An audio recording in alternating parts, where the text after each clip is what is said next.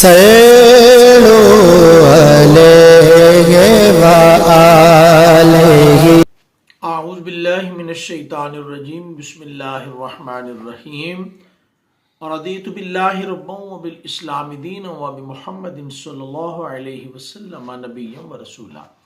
رسول پاک صلی اللہ علیہ وآلہ وسلم کی بارگاہ ہے، صحابہ کرام رضوان اللہ تعالی علیہم اجمعین تشریف فرمائے۔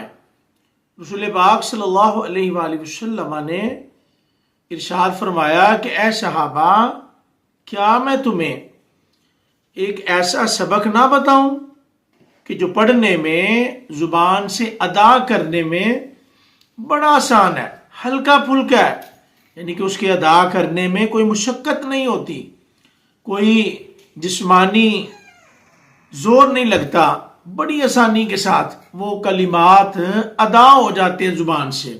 لیکن جب میزان عمل ہوگا، جب قیامت کا دن ہوگا، نامہ اعمال تولا جائے گا، تو ان کلمات کا جو وزن ہے وہ سب سے زیادہ ہوگا، یعنی کہ بھاری ہوگا۔ ایسے کلمات میں آپ کو نہ سکھاؤں کہ جو زبان سے ادا کرنے میں بڑے ہلکے پھلکے ہیں لیکن میزان میں بڑے بھاری ہوں گے۔ صحابہ کرام رضوان اللہ تعالی علیہم اجمعین نے عرض کیا، جی حضور، ضرور آپ مہربانی فرمائیں کہ جن کے ادا کرنے میں آسانی ہے لیکن وزن ان کا زیادہ ہوگا۔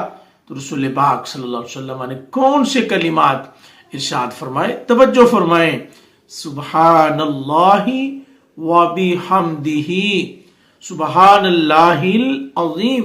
بلکہ ایک روایت میں آتا ہے کہ یہ مخلوق کا وظیفہ ہے، یہ ساری مخلوق کا وظیفہ ہے، اور ایک مقام پر تو ہے کہ اس کی برکت سے اللہ تبارک و تعالی رزق کی فراوانی عطا فرماتا ہے۔